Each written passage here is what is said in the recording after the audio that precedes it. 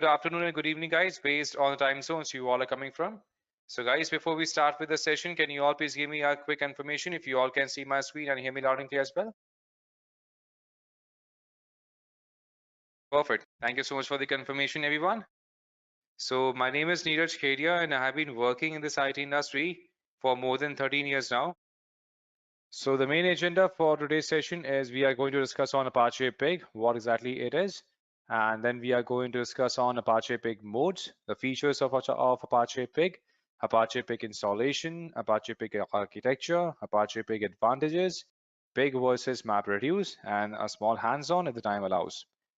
So first of all, if we talk about Hadoop ecosystem, again, Pig is an essential part of the Hadoop ecosystem.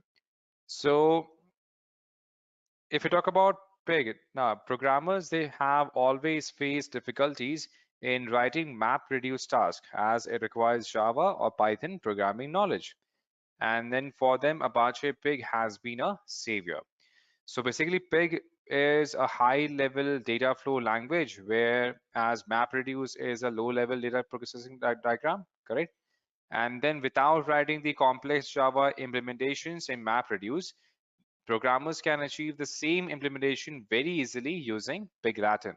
So Apache Pig uses multi-query approach, that is using a single query of Pig Latin, we can accomplish multiple MapReduce tasks.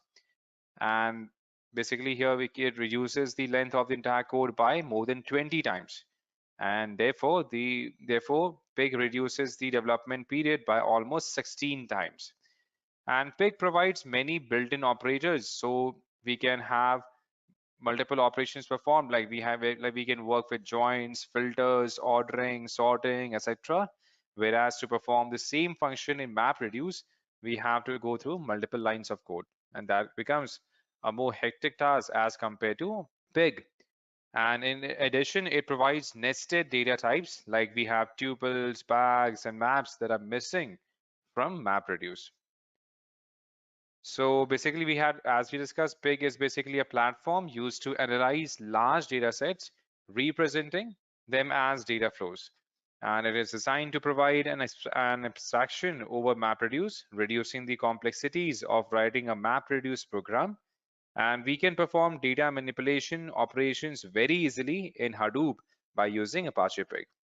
So if we talk about the features of Apache Pig, then again, there are multiple features. Basically here, we can reduce the complexity of the programs as what we discussed. Basically, Apache Pig has two main core components here, right? As we discussed, first of all, it eases the way we write programs. And then there are two components. We have the Latin language, and then we have Pig runtime environment in which Pig Latin programs are executed. So basically for big data analytics, Pig gives simple data flow language known as Pig Latin, which has functionalities similar to SQL like join, filter, limit, etc. And developers who are working with scripting languages and SQL leverages Pig Latin. So this gives developers ease of programming with Apache Pig. So Pig Latin provides various built-in operators like join, sort, filter, etc. to read, write, and process large datasets. And thus it is evident that Pig has a rich set of operators.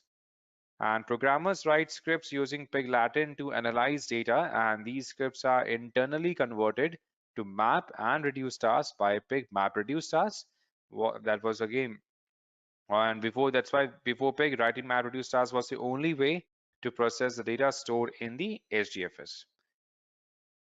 And if the programmer wants to write custom functions, which is basically unavailable in Pig, so Pig allows them to write user-defined functions, which is known by UDF in any language of their own choice. That's why it is again flexible as well.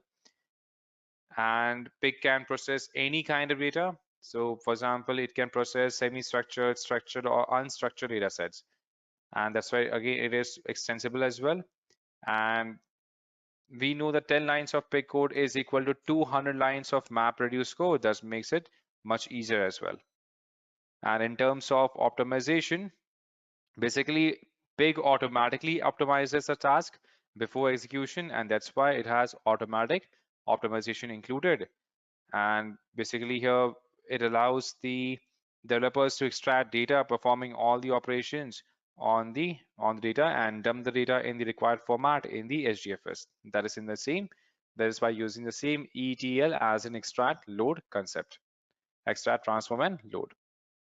So basically, if we talk about the Apache Pig architecture first, so if we talk about the architecture first before we see the installation and the hands-on, then in terms of architecture, first of all, let's refer to a small diagram so that we can have a clear-cut understanding.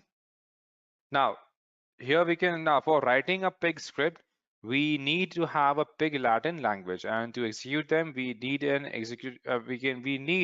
an execution environment. So the architecture for Apache Pig is shown as you can see here in the given diagram. So basically, we have pig Latin scripts. So we submit pig scripts to the Apache Pig execution environment, which can be written in pig Latin using the built-in operators. And there are three ways to execute the pig script. We have the grunt shell, we have the script file, and then we have embedded script. So grunt shell basically is a part, it's all about pig's imperative shell provided to execute all the pig scripts. Then we have script file, where it basically writes all the pig commands in a script file and execute the pig scripts file. And this is executed by pig server. And then we have embedded scripts. So basically, if some functions are unavailable in built-in operators, we can programmatically create user-defined functions to bring that functionality using other languages like Java, Python, Ruby, etc. and then embed inside it. Basically using the pig Latin scripts file and then execute that particular script file. And then we have parser. So after passing through the grunt or the pig server, scripts are passed to the parser. So the parser does type checking and checks the syntax of the script. So the parser outputs a DAG, which we refer as directed acyclic graph. We have DAG as in directed acyclic graph. And DAG represents the pig Latin statements of logical operators. The logical operators are represented as the nodes and the data flows are represented as the edges. And then it gets passed on to optimizer. So when the DAG is submitted to the optimizer performs the optimization activities like split, merge, transform, and reorder operators, etc. So this optimizer provides the automatic optimization feature to Apache Pig. The optimizer basically aims to reduce the amount of data in the pipeline at any given instance of time while processing the extracted data. And for that, it performs functions like we have push up filter, push down for each flatten, we have column pruner, map key pruner, we have limit optimizer as well as a part of optimizer. So basically in push-up filter, if there are multiple conditions, like for example, in the filter and filter can be split, Pig is going to split it in different conditions. For example, if it list it down, so in optimizer, so for listing it down, we can open up our notepad. So basically, if we talk about optimizer, let's increase the font size. So in optimizer, we have, first of all, we have push-up filter. We have push-up filter, then we have push down for each flatten, and then we have column, then we have column pruner, then we have map key pruner, and then we have limit optimizer. So these all are the components available under optimizer itself. So as we discussed, push-up filter, basically if there are multiple conditions in the filter, then the filter can be split as a part of push-up filter. So Pig splits the condition and pushes up each condition separately. Now selecting these conditions earlier helps in reducing the number of records remaining in the pipeline. And then we have push down for each flatten.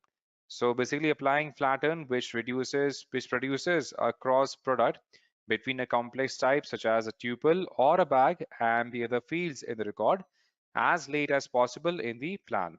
and this keeps the number of records low in the pipeline. And then we have column pruner. So basically omitting the columns that are never used or no longer needed, reducing the size of the record. So basically this can be applied after each operator so that fields can be pruned as it simply aggressively does as soon as possible. And then we have map key pruner. So basically it helps in omitting map keys that are never used, reducing the size of the record.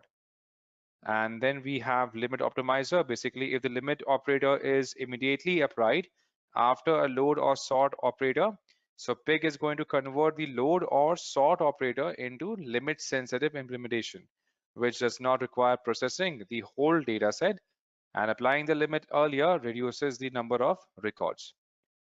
So basically these are all are a part of the optimization process, which can be performed by using join, order by, and group by functions. So if we come back, after optimizer, we do have compiler. So we had seen that first of all, we have parser, optimizer, and then we have compiler. So after the optimization process, the compiler compiles the optimized code into a series of MapReduce jobs. And the compiler is the one who is responsible for converting pig jobs automatically into MapReduce job. And then we have execution engine. So finally, as we can see here, these MapReduce jobs are submitted for execution to the execution engine. And then the MapReduce jobs are executed and gives the required result. So the result can be displayed on the screen by using dumps as what we have defined in the current example. So that's how the architecture for pig is structured. And in terms of Apache Pig Advantages, then again, it offers less code, so we don't have to write a huge amount of code as compared to other platforms.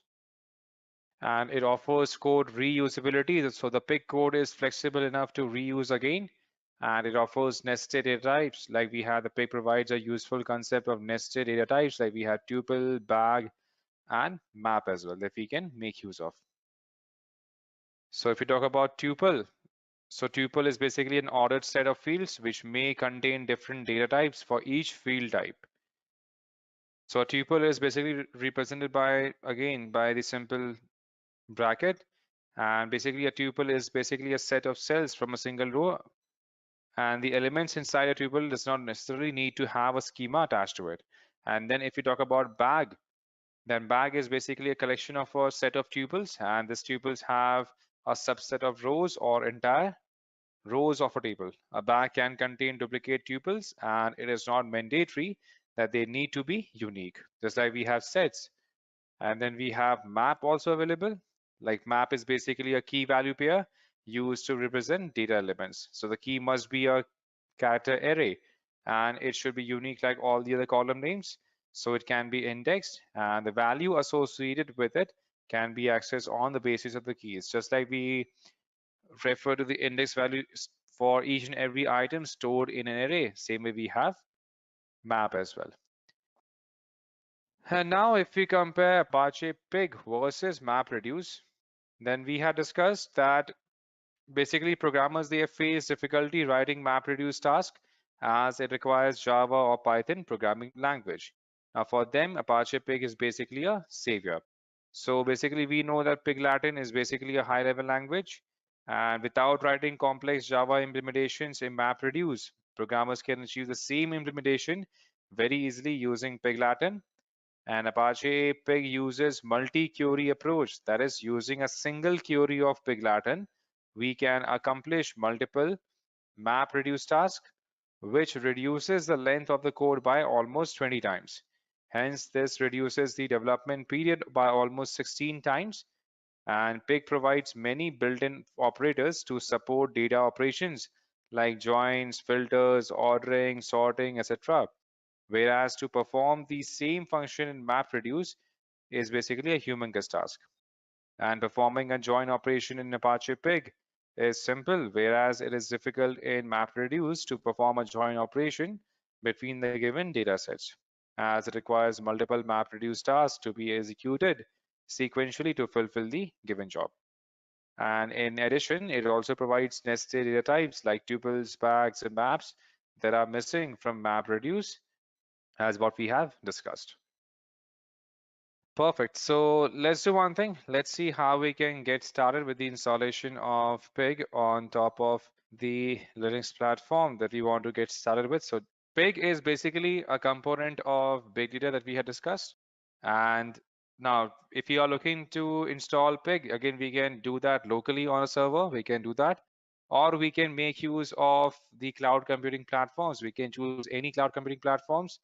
Let's say we want to deploy, we have an instance deployed on AWS console. Now we can use AWS, we can use Azure, we can use any platform. As we discussed, there is no foundation that in case we are using, if we have deployed AWS and we have to make use of AWS, there is no foundation like that. We can use any of the platforms as per the requirement. So let's say here we had deployed a simple Ubuntu server. And let's say if you want to start with the installation of Pig. So basically Pig, as we discussed, it's a complete platform for making sure that we are able to reduce the entire time required for the big data analysis as well, so that we don't have to write complicated and big lines of code as we do in MapReduce. So for seeing the installation, we can, let's say here we deployed one instance. So now if we want to get connected, either we can simply open up the connection directly in the browser. We can directly open up the connection in the browser. Or if we have a client, then we can simply get connected by the client as well. We can take both the approaches. Either we can simply get connected by the browser itself, or we can make use of any client like we have seen earlier. So first of all, in order to get started, we can simply use the pictar file first. So I've shared the link with you all, so you can use it as a reference for installation of the same pig file back in our console. So basically here we have a package by the name of wget. So here we can make use of this wget package, and then just like we install any external packages, in case the package is directly available with us directly in the package manager, then we can download those packages as well. Or in case we don't have those packages available, then we can make use of these kind of packages. So basically here, first of all, we have to download the package by using the same wget package manager that we have entered as a part of the path right now. And once we define the package path, then we can simply press enter, and then this is going to download the package in our system that we can get started with. So usually depending upon how big the package is, it is going to take a bit of time. And if the package is already available, we would be able to see this one being returned. As you can see, this has been saved here. Now, once we have saved it, now we have to untar it, just like when we download any compressed files, we have to untar it, right? So here we can type in as star. Here we can type in as star, and then we have to specify the same file that we had defined under the XZF format, and then we have downloaded pig 0.16.tar.gz. So basically, if we run this statement here, this is going to simply uncompress the file that we have currently downloaded, so that the content of that particular file can be downloaded. So here we have tar xdf. So now once we have untarred it, now here once we define the path here, then we can simply untar it. So once we have untarred it, then we can simply modify the bash.rc. So basically, let's do one thing. Let's enter onto our command line. So here we can define sudo. Now we can use any of the editor as sudo nano. Suppose here we can enter into bash rc. So basically here we have to update this file, which is going to update the environment and the variables of Apache Pig. So we are setting it so that we can access a pig from any directory, and we need not to go to pig directory to execute pig commands. Also, if there are any other application which is looking for pig, it will get to know the path of Apache Pig from this particular file that we are going to define here. So for that, we can use any editor. So we have the access to multiple editors. We can use V editor, we can use gedit, we can use nano editor. Depending upon the requirement, we can choose, and the preferences, we can choose any editor as per the requirement. So here we can define bash rc. Now, once we enter this file here, we would be able to see the entire file being opened up. And now we have to simply add a certain component towards the end. Once we enter the file here, we have to add a certain component towards the end. So basically we can scroll down towards the end of the current file that we have currently opened up, because again, we don't want to make any changes in between the file that has been defined here, because again, at the end, we don't want to modify or make any changes to the current file, because that may break down the file in case we accidentally replace any of the files here. So we can scroll down, and then in here we can paste the entire code that we have copied. So what we do here, we simply define the pig home. So here we have defined the pig home path. So this is basically like a, all right, so here we have export pig home, and then we define the pig home as an export path where we want this to be exported. So now once we are done, we can simply save the file here. We can save the file that we are currently working on. Sometimes it may happen the file that we may get stuck, or let's do one thing, let's refresh it. We can get connected again. And again, here we can simply read on the same statement for getting the nano editor. So basically here we can use sudo nano and bash rc. Let's scroll down towards the end. Now here we are going to define these components here. And then once we are done, we are simply going to save it. Then to come out, we can simply press Ctrl X. So the screen here has not been updated, but again, this is how we have come out. And once we are done, to see if all the commands are working fine or not, we can simply define pig version, pig space version. And if we are able to see the pig version being returned to us, then means it has been installed without any issues. So far we have discussed on the Pig Hive projects as well, and for a better and further understanding, if you want to see how we can install Pig in detail with the step-by-step method defined, then we can refer to this blog as well, where we can see how we can go ahead with the installation of Pig one by one. Now, this is the same article on which we have discussed so far, so we can have a complete clarity. So basically, we have downloaded the same pig file here, then we have untarded, and then we simply had made the changes to bash rc based on the parameter that we have copied, and then we have to simply run pig version by running the pig hyphen version to check the current version that we have currently defined. Thank you so much for joining, and have a great day ahead. Take care. Bye bye.